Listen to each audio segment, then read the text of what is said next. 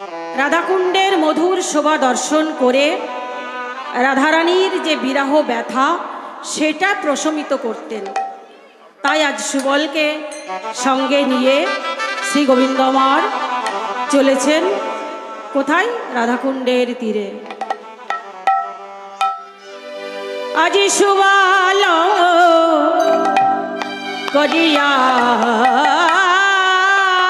সঙ্গে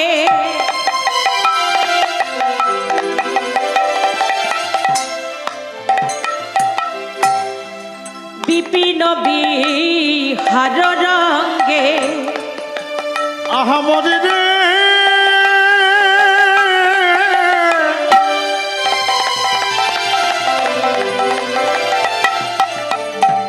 সুমালক দিয়া সঙ্গে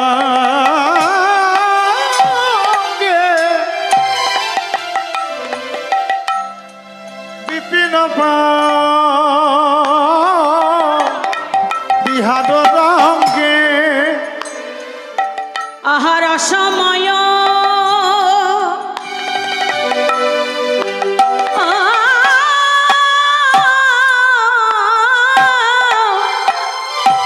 বিধগদ শ্যামে গো রসময় বিধগদ শ্যাম। আজ রসময়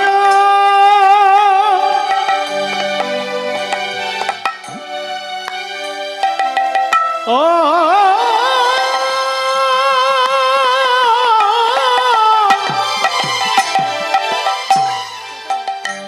বিদুগাদ সামনে রসময় বিদুগাদ চলিল আমার রসের নাগো। দেখো চলিল আমার রসের নাগর। সুবলি সখার গলায় ধরে চলিল আমার রসের নাগর। সুবল সখার গলা ধরে চলিল আমার রসের নাগর। রাধা গুণ গান গাইতে গাইতে চলিল আমার রসের নাগর। রাধা গুণগান গাইতে গাইতে বৃন্দাবনের পাতাল করে রাধা গুণগান গাইতে গাইতে বৃন্দাবনের পথ আলোকতে। রাধা গুণগান গাইতে গাইতে চলিল আমার শ্যামনাগর। কোথায় চলেছে? সুবল সখার গলায় ধরে কোথায় চলেছে? রাধা কুণ্ডের তীরে আসি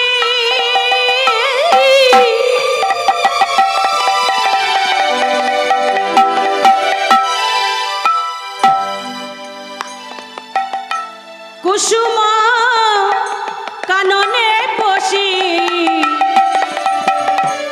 রাধা কুণ্ডের তীরে আসি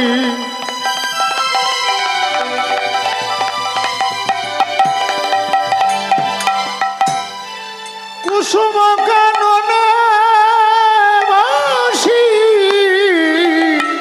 শোভা দেখে আহা শোভা দেখে অতি অনুপম গো। শোভা দেখে অতি অনুপম গো। শোভা দেখে অতি অনুপম। ও শোভা দেখে অতি অনুপম। বলে দেখে নে রে প্রাণের সুবল। দেখে নে রে ও রে সুবল। নয়ন মন সার্থক হবে দেখে নে রে প্রাণের সুবল। ও তোর নয়ন মন সার্থক হবে দেখে নে রে প্রাণের সুবল। এমন মধ্যাহ্ন কালীনের শোভা দেখে নে রে প্রাণের সুবল। মধ্যাহ্নকালীন শোভা দেখে নে রে প্রাণের সুবাস তোরি আর ভাগ্যে হয় কি না হয় দেখে নে রে প্রাণের সুবল আর ভাগ্যে হয় কি না হয় এ ভাগ্যে মিলেছে গো দেখে নে রে প্রাণের সুবল বহু ভাগ্যে মিলেছে গো দেখে নে রে প্রাণের সুবল আর ভাগ্যে হয় কি না হয় সুবল এই সুবল দেখে নে একবার রাধাকুণ্ডের অপরূপ শোভা নয়নের স্বাদ মিটাইয়ে দেখে নে সকালেও নয় বিকালেও নয় ঠিক মধ্যাহ্নকালীনের শোভা একবার স্বাদ মিটাইয়ে দেখে নে কৃষ্ণ সুবলকে রাধাকুণ্ডের অপরূপ শোভা দর্শন করাচ্ছেন ভগবান ভক্তকে দেখাচ্ছেন আমরাও কিন্তু বৃন্দাবনের শোভা দর্শন করতে পারি বৃন্দাবনে অনেকেই যায় কিন্তু রাধাকুণ্ডের শোভা দর্শন করার ভাগ্য সবার হয় না তবে কার হয় যদি কোনো ভাগ্যবান ভাগ্যবতী সৎ গুরুচরণ আশ্রয় করে ভজনের পথে অগ্রসর হতে পারে তাহলে সে গুরুদেবের কৃপা হলে ঘরে বসেও বৃন্দাবন দর্শন করতে পারে এখানে সুবল সখাকে দেখাচ্ছেন কে কৃষ্ণ ভগবান এখন আমরা ভগবানকে কোথায় পাব বললেন জীবের নিস্তার লাগি নন্দ সুত হরি নন্দ সুত হরি ভুবনে প্রকাশ হলে গুরুর পধরি দেখো গুরু রূপ ধারে। তাহলে সেই কৃষ্ণ এখন সাক্ষাৎ কোথায় বললেন জীবেরও নিস্তার লাগি নন্দ সুত হরি ভুবনে প্রকাশ হলেন গুরুর উপধরি তাহলে সেই কৃষ্ণ গুরুরূপে ঘরে ঘরে এসেছেন সেই গুরুদেবই যদি কৃপা করে তাহলে আমরাও ঘরে বসে বৃন্দাবন দর্শন করতে পারি তাহলে জীবনের সকাল সকাল যদি আমরা সৎ গুরুচরণ আশ্রয় করে কৃষ্ণ ভজনের পথে অগ্রসর হতে পারি তাহলেই আমরা ঘরে বসে বৃন্দাবন দর্শন করতে পারব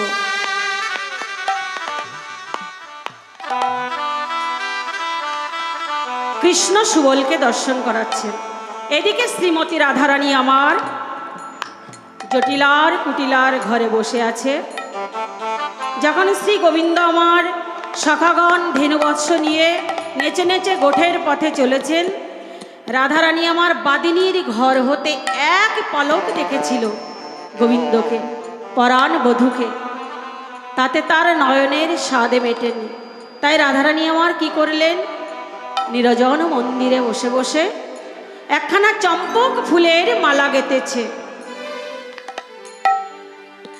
একখানা চম্পক ফুলের মালা গেঁথে বৃন্দে নামে যে সখী আছে সেই সখীকে ডাক দিয়ে বলছে বৃন্দে ও বৃন্দে একবার এদিকে আয় আমার একটা কাজ করে দিবি রাধে বৃন্দে বৃন্দে বলছে রাধে কি কাজ বলছে দেখ প্রভাত বেলায় যখন আমার পরাণ বধূ শ্রীকলটা একটু বাড়িয়ে দাও তো ধেনুবৎস রাখালগণ নিয়ে গোষ্ঠ মাঝে গেল তখন আমি এক পলকে দেখেছিলাম তাতে আমার অন্তরের স্বাদ মেটেনি তাই আমি নিরজন মন্দিরে বসে বসে পরাণ বধূর জন্য একখানা চম্পক ফুলে মালা গেঁথেছি এই মালাটা নিয়ে তুই আমার বধূর গলায় পরিয়ে দিয়ে আসবি বৃন্দে বলছে রাধে এমন কঠিন কি কাজ তুই মালাটি আমাকে দে এই আমি মালা নিয়ে যাব আর তোর বধূর গলায় পরিয়ে দিয়ে চলে আসব এবার বৃন্দা দেবী মালাটি নিয়ে বৃন্দাবনের বনে প্রবেশ করেছে বৃন্দাবনের বনে প্রবেশ করে খুঁজছে এ বন ও বন সে বন খুঁজে খুঁজে কোথাও গোবিন্দকে মিল করতে পারছে না তাই তো গোবিন্দ কোথায় গেল এখন আমি কি করি? যেতে যেতে দেখলেন রাধাকুণ্ডের অদূরে দুজন বসে আছে, কি যেন বলা বলি করছে আর ঢলাঢলি করছে। এবার বৃন্দা দেবী সেই মালাটি নিয়ে কি করলেন? বৃন্দা দেবী হেন কালে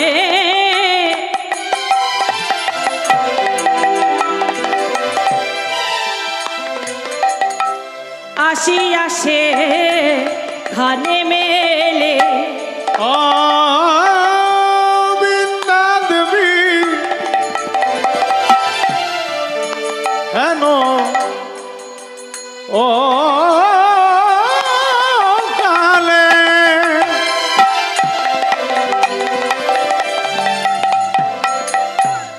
আসি আসে খানে মিলে। চম্পকের মালা করে করি, চম্পকের মালা করে করি। চম্পকের মালা করি হাতে, চম্পকের মালা করি হাতে। এসে দাঁড়ালো দাঁড়ালো, এসে দাঁড়ালো দাঁড়ালো, এসে দাঁড়ালো দাঁড়ালো। মারা করে করি বৃন্দে দাঁড়ালো দাঁড়ালো। মালা করে করি বৃন্দে দাঁড়ালো দাঁড়ালো। তাই তো বসে আছে দুজন, মালা আমার এক গাছা। মালা কাকে বা পরাবো, মালা কাকে বা পরাবো, মালা কাকে বা পরাবো। কাকে বা পরাবো। সুবল কৃষ্ণ দুজন মালা কাকে বা পরাবো। সুবলার কৃষ্ণ যেথায় মালা কাকে বা পরাবো। বৃন্দে দাঁড়াইয়ে দাঁড়াইয়ে ভাবে কাকে বা পরাবো। দাঁড়াইয়ে দাঁড়াইয়ে ভাবে কাকে বা পরাবো। কি করি? মালা আমার একটা, বসে আছে দুজন, কাকে পরাবো মালা? মনে মনে ভাবছে। তাই তো যদি আমি মালাটি গোবিন্দের গলায় পরিয়ে দেই তাহলে আমার মালা দেওয়া সার্থক হবে না।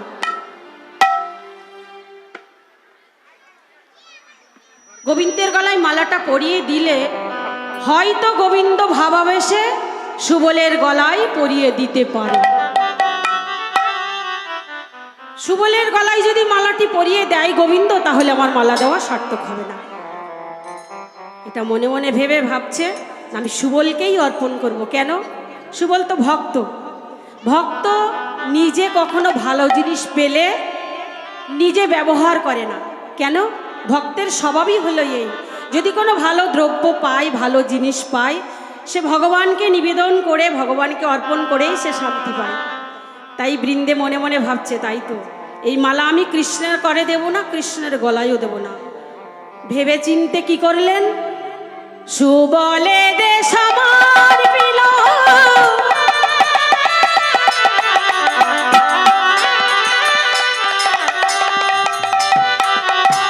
সুবল কৃষ্ণের গলে দিল।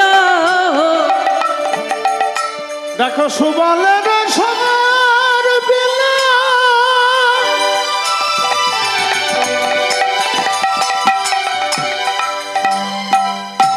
সুবল কৃষ্ণের গলে দিল।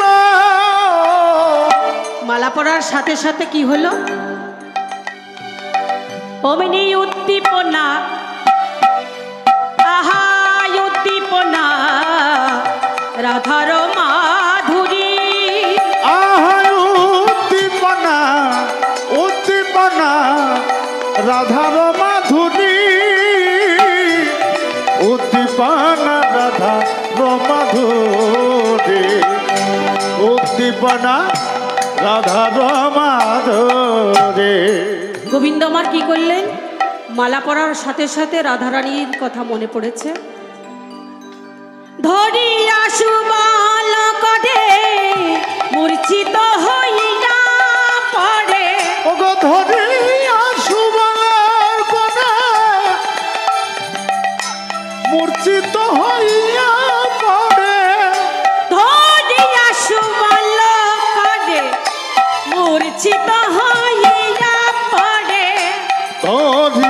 যুগলের করে মূর্ছিত হইয়া পদে চিহায় এলো দাস গোবিন্দ, চিহায় ন দাস গোবিন্দ। ইহায় না দাস গোবিন্দ, ইহায় না দাস গোবিন্দ, কি হইনু দাস গোবিন্দ।